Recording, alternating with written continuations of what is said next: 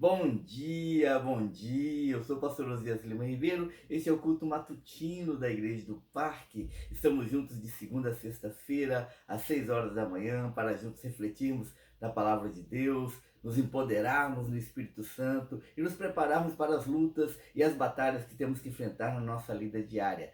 E nessa manhã eu quero refletir com você sobre esse tema: quem é você? O texto é 1 Coríntios capítulo 15, versículo 10, onde o apóstolo Paulo diz assim: mas pela graça de Deus eu sou o que sou, e a sua graça para comigo não foi em vão. Inicialmente pode parecer uma pergunta muito simples: quem é você? Mas essa pergunta é repleta de muita complexidade, porque ela trata do nosso próprio senso de identidade.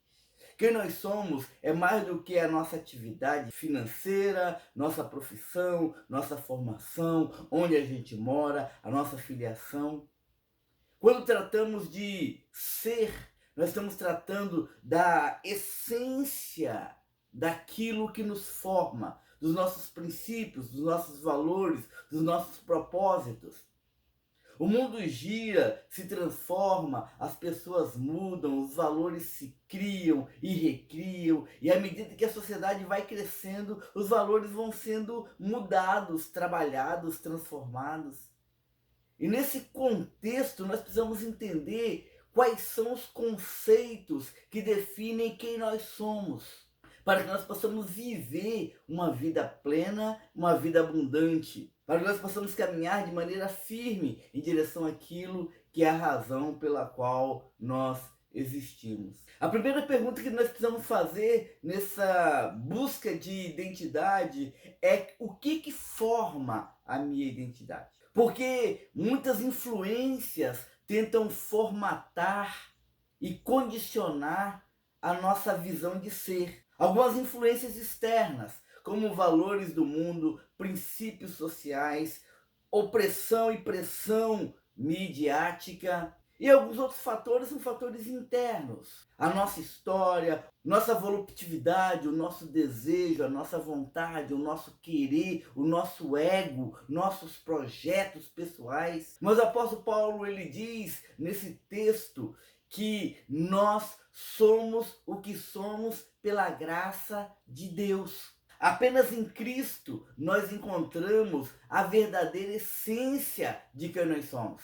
É interessante que Paulo, ele é uma pessoa que tinha um passado onde ele poderia se ancorar nessa busca de identidade. Ele sabia qual era a formação e o que influenciava o seu direcionamento. Estudioso, religioso, cidadão romano, tudo isso empurrava ele para uma tempestade de sentimentos, de frustrações. E Paulo se empenhava de maneira muito forte em tentar atender a essas influências externas que formavam o seu ser. Olha o que ele diz aos Filipenses no capítulo 3, versículo 4. Se alguém pensa que tem razões para confiar na carne, eu ainda mais. Circuncidado no 8º dia de vida, pertencente ao povo de Israel, à tribo de Benjamim, verdadeiro hebreu, quanto à lei, fariseu, quanto ao zelo, perseguidor da igreja, quanto à justiça que há na lei, irrepreensível. Mas o que era lucro para mim, mais do que para mim era lucro, passei a considerar perda por causa de Cristo. Talvez você esteja vivendo uma existência tão conturbada, levada de um lado para o outro, por aquilo que as pessoas dizem, por aquilo que o mundo afirma, por aquilo que seus sentimentos produzem, pelas suas próprias ações. E você tem se frustrado com os resultados do que você tem vivenciado. E se sentido oprimido e angustiado, porque você ainda não descobriu em Cristo quem você é. E a primeira coisa que nós precisamos saber é quem eu sou em Cristo. Porque essa é a afirmação contundente de Paulo. Em Cristo eu sou o que eu sou. Eu me defino em Cristo, eu me encontro em Cristo. É ali que eu tenho a minha razão de ser. E o que nós descobrimos quando estamos em Cristo? A primeira coisa que nós descobrimos é que nós somos pecadores, que Deus nos criou de maneira perfeita, que fomos chamados para sermos um equilíbrio de corpo, alma e espírito, vivendo plenamente a presença de Deus, a sua vontade e o seu querer. Mas nós nos afastamos da presença do Senhor, corrompemos a imagem e semelhança de Deus em nós, e com isso nós perdemos a nossa característica essencial. O próprio Senhor nos conduz a um crescimento e uma busca de maturidade em Cristo Jesus. Paulo ele afirma o seguinte, escrevendo a primeira carta a Timóteo, capítulo 1, versículo 15. Essa afirmação é fiel e digna de toda aceitação. Cristo veio ao mundo para salvar os pecadores, dos quais eu sou o pior. A maior tragédia que pode acontecer na vida do indivíduo não é ele estar perdido, mas ele não saber que está perdido. Porque o indivíduo, quando está perdido, ele procura a direção certa. Ele procura o caminho, ele procura se acertar. Mas quando ele tem a arrogância e a prepotência de achar que ele está certo e que ele está se conduzindo da maneira como deveria ser, e que ninguém tem nada a ver com a história dele, porque ele é o centro, ele age de maneira orgulhosa, arrogante, prepotente e egoísta. E perde a oportunidade de ter restaurado a sua identidade pessoal. A graça de Deus nos alcança quando nós compreendemos quem nós somos pecadores. O mundo tenta bater palma para nós, a religiosidade tenta construir uma visão pessoal totalmente hedonista e diz que nós somos maravilhosos, que nós somos perfeitos. Mas a verdade é que eu e você somos pecadores. A palavra de Deus diz, porque todos pecaram e destituídos estão da glória de Deus. Destituídos significa separados. Aquém da glória de Deus. A glória foi tirada de nós. E enquanto nós não tivermos essa glória retomada, nós continuaremos batendo cabeça e nos perdendo pelo caminho, sofrendo, vivendo crises e dores. A primeira coisa que eu tenho que fazer é reconhecer que eu sou um pecador e dizer, Senhor, eu estou andando errado. Tudo que eu tenho, os meus conceitos, os meus princípios, os meus valores, os meus fundamentos precisam de serem redirecionados ao Senhor. A segunda coisa que Paulo diz nesse texto, que eu acho muito interessante para nos ajudar a definir quem nós somos, é que nós somos quem somos pela graça de Deus. Graça significa favor imerecido, aquilo que nós recebemos sem ter que pagar nada em troca. Uma das coisas que causa maior convulsão religiosa e esquizofrenia pessoal é tentar comprar o amor de Deus. É pensar o que eu preciso fazer para Deus me amar.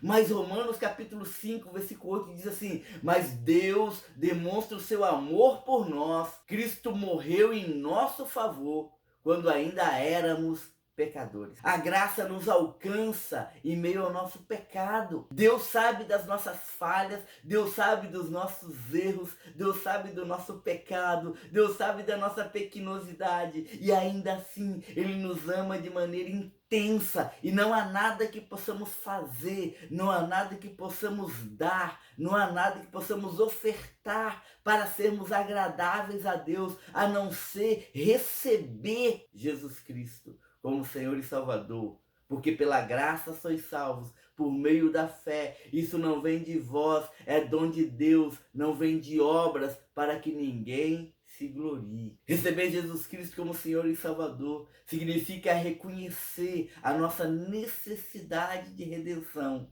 e a nossa busca de restauração.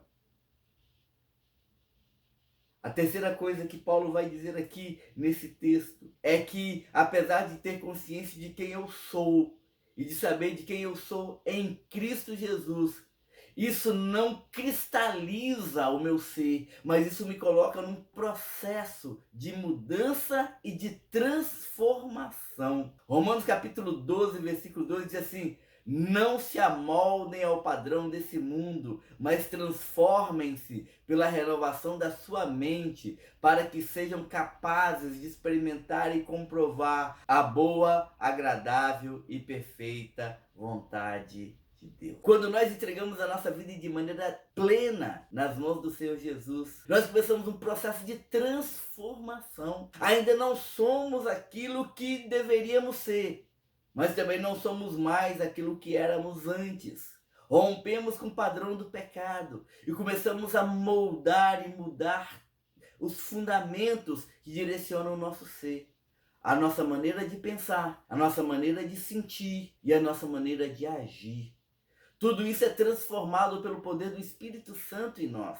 E a partir daí, nós nos submetemos ao Senhor. Quando compreendemos isso, nós entramos num processo de humildade, de submissão, que é o contrário daquilo que a religiosidade faz com o indivíduo, porque a religiosidade nos empurra para o sentido de arrogância e de soberba espiritual.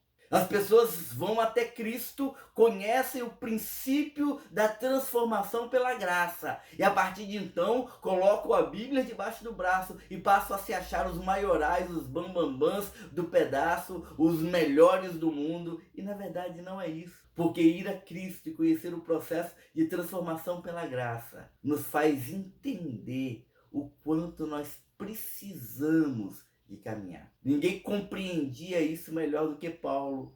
Em Filipenses capítulo 3, versículos de 12 a 15, ele diz assim: não que eu já tenha obtido tudo isso, ou tenha sido aperfeiçoado, mas prossigo para alcançá-lo, pois para isso eu também fui alcançado por Cristo Jesus. Irmãos, não penso que eu mesmo já tenha alcançado, mas uma coisa eu faço, esquecendo-me das coisas que ficaram para trás e avançando para as que estão adiante. Prossigo para o alvo, a fim de ganhar o prêmio do chamado celestial de Deus em Cristo Jesus. Todos nós que alcançamos a maturidade devemos ver as coisas dessa forma. Caminhar num processo de transformação, de busca de restauração, entendendo que ainda não somos perfeitos, ainda temos falhas, ainda temos problemas, ainda temos pecados para serem tratados, ainda precisamos de sermos moldados pelo Espírito Santo de Deus.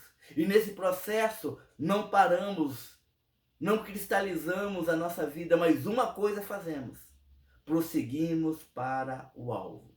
Caminhamos para o propósito pelo qual nós fomos chamados, que é chegar à maturidade espiritual. Por isso, querido, nós devemos caminhar a cada instante, crescendo, desenvolvendo a nossa identidade em Cristo, para continuarmos avançando para o próximo estágio, porque Deus sempre nos conduz para frente, sempre avante. Filipenses capítulo 3, versículo 16, diz assim: tão somente vivamos de acordo com o que já alcançamos. Não devemos entrar num processo de um ciclo vicioso na nossa vida espiritual, e que nos relacionamos com Deus e caminhamos um processo e depois caímos, e aí voltamos, nos relacionamos de novo, continuamos um processo, aí voltamos a cair mais uma vez. Não, o processo é: você se relaciona com Deus, se desenvolve até um patamar, consolida a sua vida, mas entendendo que ainda tem muito para caminhar, e aí continua o processo, consolida, caminha mais um pouco, continua o processo, consolida, caminha em busca de maturidade. Paulo vai dizer, escrevendo a primeira carta aos Coríntios, capítulo 13, versículo 11: quando eu era menino, eu falava como menino, pensava como menino e raciocinava como menino. Quando me tornei homem, deixei para trás as coisas de menino. Então, querido, defina quem você é e seja de propósito, seja intencionalmente. Caminhe para a descoberta do para que Deus te criou. A sua identidade pessoal será definida pelo propósito da sua existência, da sua vida. Você define para quê. Se sua existência se resume à mera satisfação pessoal, Você viverá de uma forma hedonista, em busca de prazer, buscando satisfazer os seus desejos, a sua vontade, o seu querer. Se a sua existência está focada em atender a demandas sociais, você viverá pelos princípios do mundo, pelos valores da sociedade, pelos desejos dos outros. Se a sua razão existencial espera só para agora, você age só para agora. Mas se ela espera para a eternidade, você age focado na eternidade. O apóstolo Paulo, escrevendo a sua primeira carta aos Coríntios, capítulo 15, versos de 31 a 32, ele diz assim: todos os dias enfrento a morte, irmãos. Isso digo pelo orgulho que eu tenho de vocês em Cristo Jesus, o nosso Senhor. Se foi por meras razões humanas que eu lutei com feras em Éfeso, o que ganhei com isso? Se os mortos não ressuscitam, comamos e bebamos, porque amanhã morreremos. Esse era o slogan dos filósofos estoicos, que diziam que nós vivemos somente para a satisfação da nossa carne, dos nossos desejos. E por isso não existe pecado. Cada um pode fazer o que quiser. Se a razão da sua existência é a mera satisfação dos seus desejos, comamos e bebamos, porque amanhã morreremos. Mas se você acredita na ressurreição eterna, se você acredita que existe um projeto de Deus sobre você, então busque definir a sua identidade em Cristo Jesus. Diga como o apóstolo Paulo: pela graça de Deus, eu sou o que sou.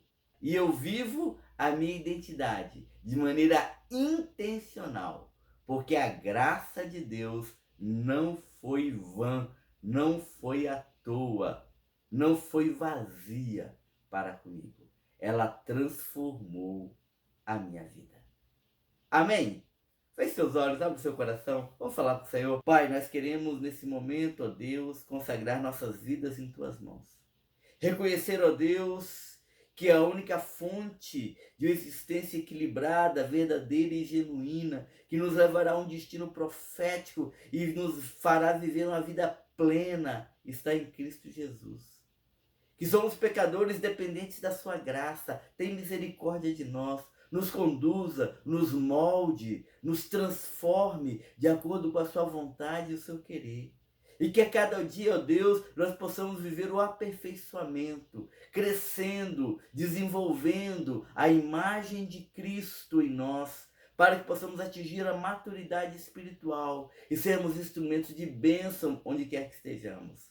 Ajuda-nos, ó Deus, em nossas lutas, em nossas crises, em nossas dificuldades. Conduza-nos, ó Deus, de maneira tal que nós possamos caminhar um processo de aperfeiçoamento a cada instante. Guarda-nos, ó Deus, nos dê um dia poderoso na tua presença. É o que pedimos em nome de Jesus. Amém. Amém. Eu sou o pastor Osias Lima Ribeiro, esse é o culto matutino da Igreja do Parque. A Igreja do Parque fica aqui no Parque Residencial Laranjeiras, na rua Pablo Picasso, número 70, no município de Serra, no Espírito Santo.